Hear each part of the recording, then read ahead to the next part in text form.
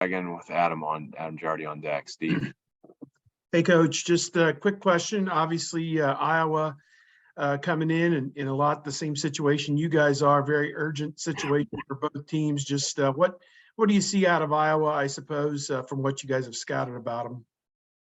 Yeah, Iowa comes in with a terrific offense right now. They're really rolling. They had a little bit of a scare, I think, to finish the month of December where they lost a handful, but right now they're really rolling. Chris Murray's as hot as any player in the country. He's league's leading scorer. He can score all over the court, and they got good experience. I mean, Rebreka and Perkins and, the McCaffrey brothers, even though, Patrick's out, but they got so much experience on that team, team that won the Big Ten tournament. And they play with great freedom. They play fast. They got great confidence offensively. They're scoring it. Really, they're scoring early in the clock. They're pushing it. They're aggressive.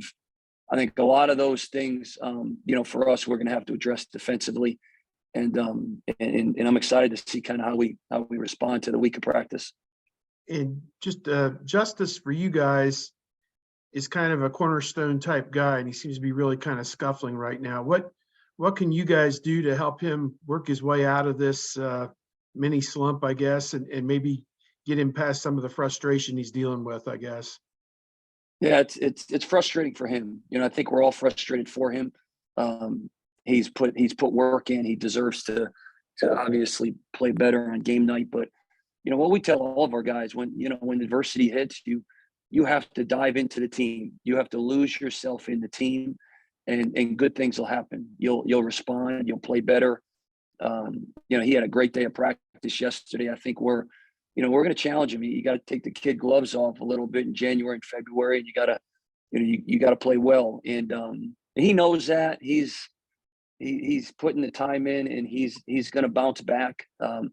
Just he's got to see the ball go through the net a little bit more, and I think especially early in the game, if he can get it going early in the game, I think he's got enough ability, enough talent to do it. He'll be fine.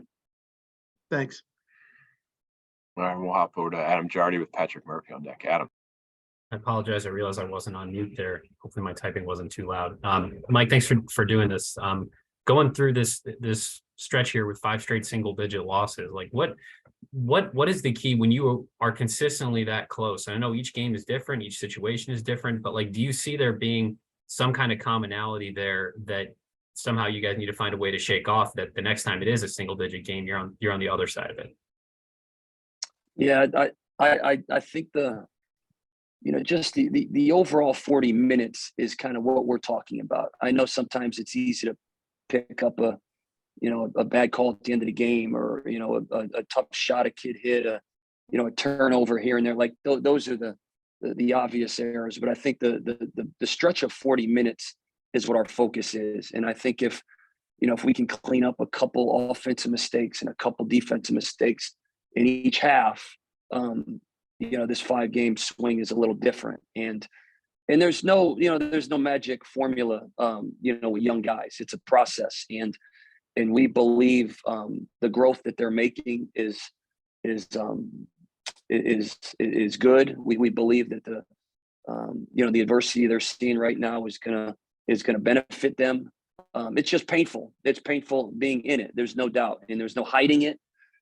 It's painful to see the mistakes for those guys and for us, and we all got to be better. And I think when maybe you win the overtime game, maybe Bryce hits the shot against Rutgers and you win 2 of those. Well, there's still some errors in the first half and second half that we have to clean up, and to go through this stretch, I think it's been great for our locker room. It's been great for our learning. We've got complete attention to those guys, and practices have been good, and we just got to turn the corner. We got to hit one of these and gain some momentum, and Saturday's an opportunity to do it. When you talk about the full 40 minutes and it's not just one play here, one play there, but it's that sustaining that full effort for 40 minutes, does some of that come down to toughness? Do you think are your guys tough enough to do that for 40 minutes? I think there's resilience that needs to probably be better. I think when you look at our defensive numbers, they've improved in the last 2 weeks, even with this 5-game, skid, and our offensive numbers have kind of gone the other way. So I think there's a toughness on both ends. It probably relates to each other. You're not making shots as easily, so your toughness can be challenged. It's harder to get open. The flow of the game at Maryland was completely different than a lot of the teams in our league. And then the efficiency of Purdue, the defensive, perfection you need to play those guys. I think there is a stretch of mental toughness it's challenged, and I think we're getting better in that area. I think you're going to grow throughout the whole year. You're going to get tougher. So January and February, you're at your very best, and I think that's the stages we're trying to get to. And I think there's great toughness with Zed Key when he's at his best. There's great toughness with Bruce Thornton when he's fresh, and Justice Suing when he's really, really aggressive. I think there's toughness with all those guys. There's just there's adversity that hits at every point of the season. It doesn't matter if it's us or Wisconsin's lost 3 of the last 4. Michigan's lost 3 of the last 4. I mean, there's adversity that hits every team. Your toughness gets challenged, Adam, for sure. And we got to answer the bell. All right, we'll go to Patrick Murphy with Andy Backstrom on deck. Patrick. Hey, Mike, thanks for doing this. Going back to Justice, just how important is he to your guys' overall program? I mean, we see what he does on the court, and obviously that's a big part of it. But as a guy who's been in this program, been in college basketball for so long, can you detail maybe some of what we don't see about Justice's importance? What you know about the kid is obviously he's a veteran, and he has been through some ups and downs. And I think that experience has been great during this stretch because even his time at Cal, he had a ton of adversity with seasons that didn't go well. And so he's been able to kind of experience that and give his leadership. He's obviously one of our captains. So his ability to just keep coming every day and, through the wins, losses, through the good play, bad play, just keep getting better. And I think those are the moments we got to obviously see our young guys respond with. And then those are the moments he can lead with. And he's been good in that. Like I said, he's frustrated, and he's not gonna show it. He's just gonna keep practicing the right way. And I think those behind the scenes conversations and those behind the scenes experiences is what veterans have to lead with. So he's been great with that. He wants to play better. That's where he's at. And we've seen Coach Holtman, kind of in the press room after the games, and his mood has obviously not been what it's been in the past. I'm curious, from someone who's worked with him for a long time, how you've seen him handle this kind of adversity, which I think you guys have only gone through one other time in his tenure. How has he kind of ridden this wave of the season, but specifically this 5-game losing streak?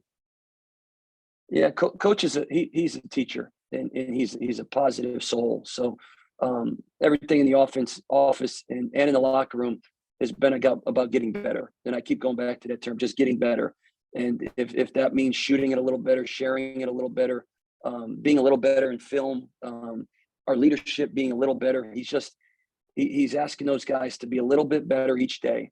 And you stack enough of those days together, good things happen.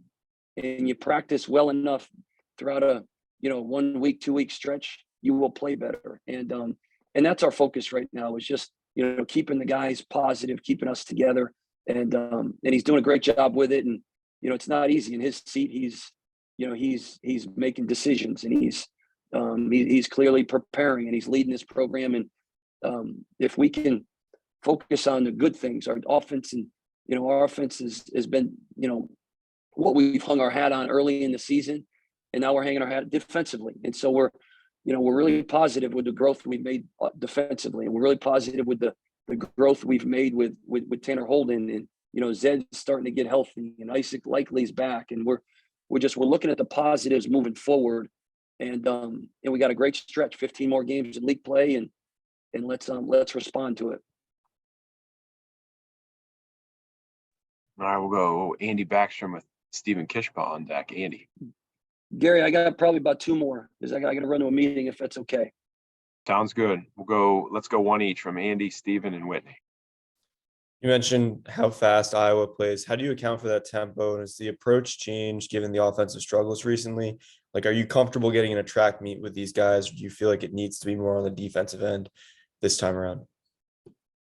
It's the tempo that they've always excelled in. They've always played fast. They're a team that shares the ball. They're a team that plays unselfish. So, for us, we can't create offense, which means we can't gamble.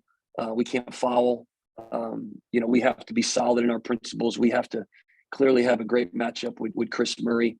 I do believe our transition defense has to be really sharp. Obviously, we have to finish plays.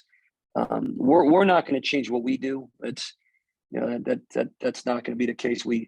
We just can't create offense, and that means we can't turn it over and fuel their open floor. We can't take bad shots and fuel their open floor. And then defensively, obviously, we're gonna have to sit down and guard. So we're gonna play Ohio State basketball. We got to be really detailed in obviously our defensive game plan. All right, Steven and then Whitney.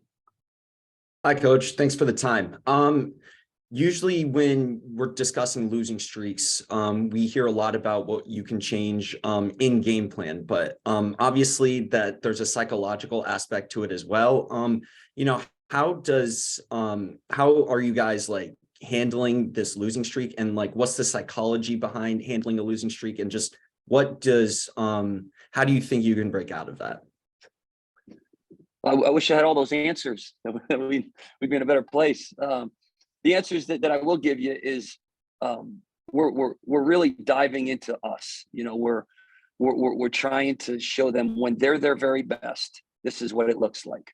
I think sometimes you get into a stretch of scouting and scheming, and how do you stop Chris Murray, and how do you stop Iowa's offense, and you lose sight of your identity of why Justice Suing is good, or why why Zed Key is good. And I think through a difficult situation, you have to really focus on yourselves and focus on who we are. And we're good when we're, when we're getting stops. We're really good when we're playing together. We're really good when I think there's a level of cardio and conditioning that I think over a holiday stretch, or when Zed Key is out or Isaac likely leaves, you could lose some of your cardio. And I think when we were at our best, all those things are really, really positive. And so we're diving into what we look like when we're at our very best. And I think our guys, they believe at a high level. They're just, they're in a stretch right now where you're playing